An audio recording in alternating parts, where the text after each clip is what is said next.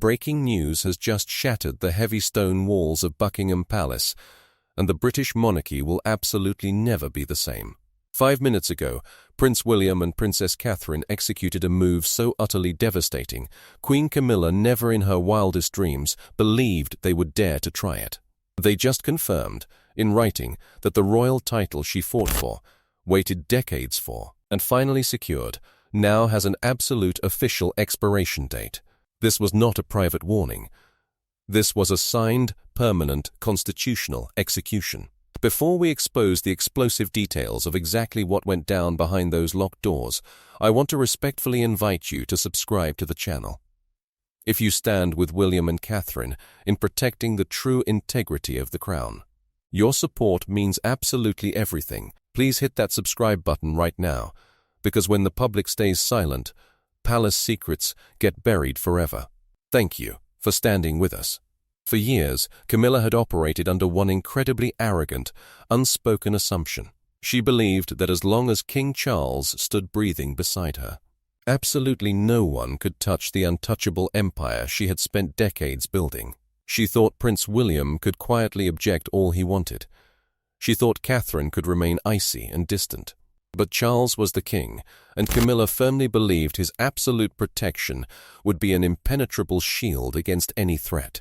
Then, the emergency meeting was called. It happened deep inside Buckingham Palace, completely behind closed, soundproof doors, far away from the flashing cameras and the polite, polished language the royal family normally uses to hide their vicious internal wars. Prince William arrived first, his face a mask of absolute stone. Catherine walked in right behind him, radiating a quiet, terrifying authority. King Charles and Camilla were already seated at the massive table. Right in the dead center of that table lay a sealed, heavy succession file. It contained a finalized decision that had already moved light years beyond a simple family discussion. A senior palace advisor nervously opened the thick folder and read the very first explosive clause out loud. Camilla would remain queen for the duration of Charles's reign. But the exact second that reign ended, the title, the massive household authority, the ceremonial precedence, and every single ounce of influence attached to her position would instantly and permanently die with it. There would be absolutely no automatic continuation. There would be no protected, lingering role. There would be no separate shadow center of power operating inside William's future monarchy. That was the exact moment William spoke, and the temperature in the entire room violently plummeted. He did not shout. He did not point fingers or hurl petty accusations. He simply stated, with terrifying, cold precision, that the British monarchy could absolutely not enter its next historic chapter dragging along unresolved, toxic questions about loyalty, entitlement, and control. There is going to be one sovereign, one household, one absolute, unbreakable line of authority. And Camilla's future position could never, under any circumstances, stand above that law. Catherine remained completely silent, and her dead silence unsettled Camilla infinitely more than any screaming match ever could have. William was expected to ruthlessly defend his future reign, but Catherine's physical presence at that table proved this catastrophic decision was entirely shared. She had not come to merely watch her husband fight. She had come to personally confirm the execution. Then, the advisor turned to the second page. It contained a highly classified list of secret requests entirely connected to Camilla's private household. She had been quietly demanding continued staffing, absolute influence over senior palace appointments, permanent, unchecked access to royal residences, taxpayer-funded security arrangements that would last long beyond Charles's reign, and highly special, unprecedented considerations for members of her own private family. Each request, if you looked at it alone, might appear manageable, but stacked together on that table, they looked exactly like the foundation of a parallel royal court, meticulously designed to survive the death of the king who created it. King Charles shifted uncomfortably and looked desperately toward William, silently praying for a moment of hesitation.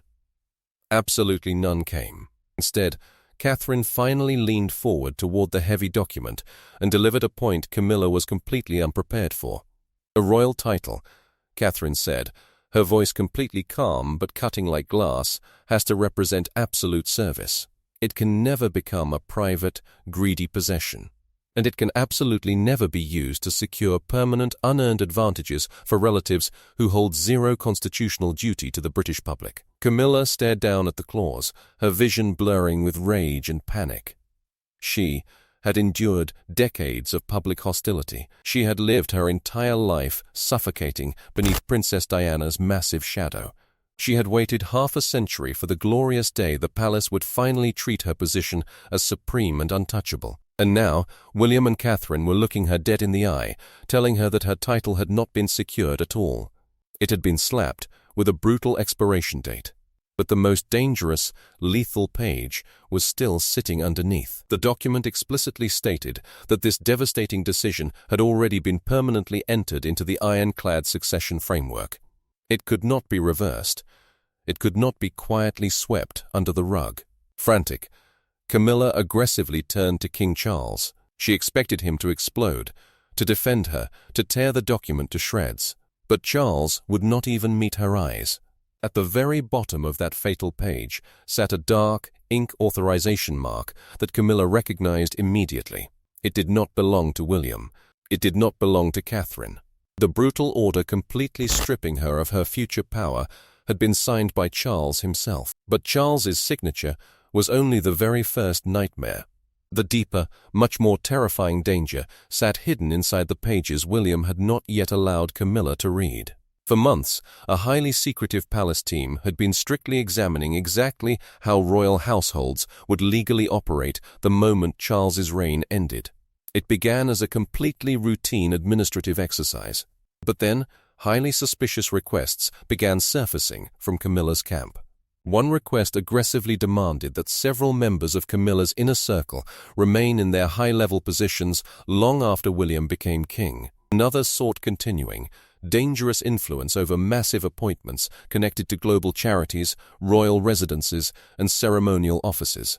A third, shocking proposal demanded that luxurious travel, heavy security, and massive accommodation arrangements should permanently continue for people closely connected to Camilla, even when they held absolutely zero formal duty under the next monarch. William had read every single agonizing page before walking into that room. He didn't just see a grieving widow preparing for a transition. He saw a ruthless household preparing to carry its own absolute authority right through the gates of his reign. The title might technically lose its constitutional purpose, but the massive, powerful machinery Camilla built around it would keep right on moving. And that was the absolute, final line William refused to let her cross. Charles tried to weakly defend her, desperately dismissing the massive concern as a simple administrative misunderstanding. He claimed she just wanted continuity, a way to prevent her loyal staff from being brutally discarded the moment the heavy crown passed to his son. But William had already completely dismantled that pathetic defense. He coldly asked his father why simple continuity required absolute influence over senior royal appointments. He asked why the sacred privileges of a reigning queen should be aggressively extended far beyond the reign itself. And most devastatingly, he asked why several of these massive requests specifically included members of Camilla's blood family, rather than working royals who actually serve the British public. The room tightened like a vice. Camilla, her voice trembling with indignation, fired back.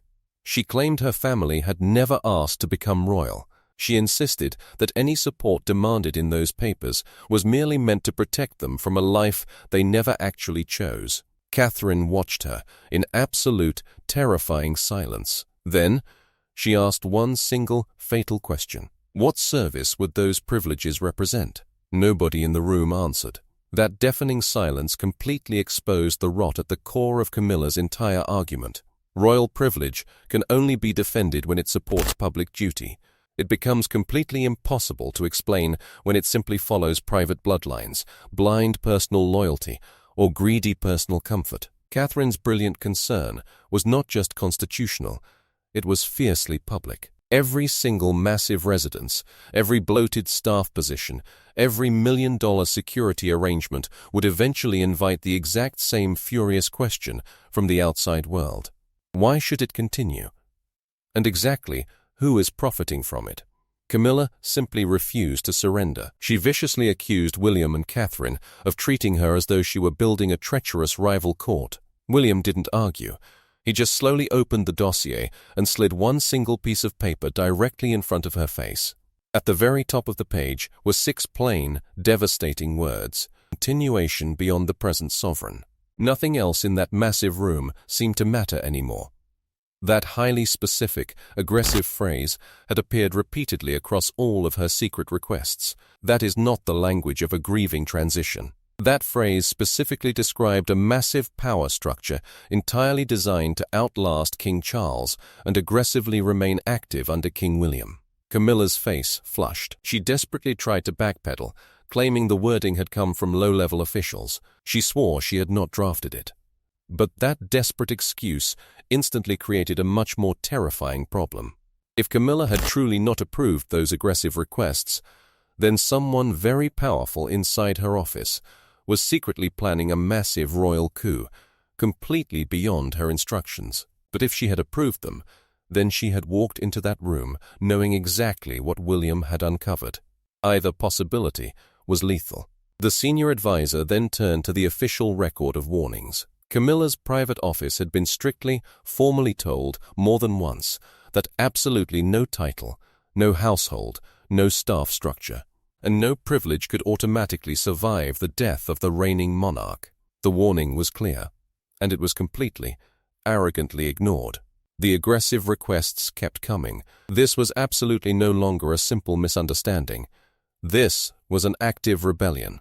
Charles looked desperately toward Camilla, waiting for a brilliant explanation she simply did not possess. William remained perfectly still, like a predator waiting for the final breath. Then, Catherine calmly reached for a much thinner, highly classified folder hidden beneath the main dossier. Catherine slowly opened the appendix and slid the first page across the polished wood. It was a word-for-word, verbatim transcript. The explosive document recorded a highly secretive, private discussion held months earlier between Camilla's top household staff and senior palace advisors. One specific exchange jumped off the page like a gunshot. A senior official had heavily warned Camilla's team that no absolute authority attached to the reigning queen could automatically pass into William's reign. The response recorded from Camilla's side was chillingly simple: find another route.